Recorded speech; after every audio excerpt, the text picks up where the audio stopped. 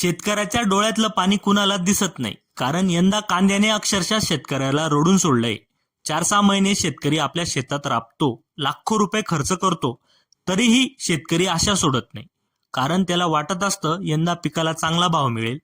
4 महिन्याच्या कष्टाचं चीज होईल या आशेने सातत्याने कष्ट करत राहतो. पण अचानक भाव कोसळले जातात. व्यापारी तोंडाला येईल त्या पद्धतीने बोली लावतात. माझे कांदे 550 ते 600 रुपये क्विंटल इतका कमी भावात गेले. 4 महिने कष्ट करून अक्षरशः मातीमोल भावात कांदे गेले हो. स्वतःच्या शेतात उगवलेला माल पण शेतकऱ्याला परक्यासारखा वाटतोय, कारण त्या मालावर शेतकऱ्याचा अधिकार असला तरी त्याचा भाव दुसरा कोणीतरी ठरवत असतो. आज अशी परिस्थिती निर्माण झाली की शेतकऱ्याने केलेला खर्च सुद्धा निघेल की नाही याची खात्री राहिली नाही.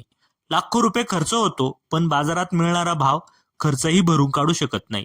आणि मग इतके कष्ट करून आपल्या हाती नेमकं काय आलं तर फक्त निराशा. कांद्याचे भाव पडल्याने संपूर्ण शेतकरी वर्ग चिंतेत आहे. प्रत्येक शेतकऱ्याच्या मनात एकच प्रश्न निर्माण होतोय, आपल्या कष्टाला योग्य भाव कधी मिळणार आहे? आणि एक अजून प्रश्न, शेतकऱ्याच्या डोळ्यातलं पाणी कोण पुसणार आहे?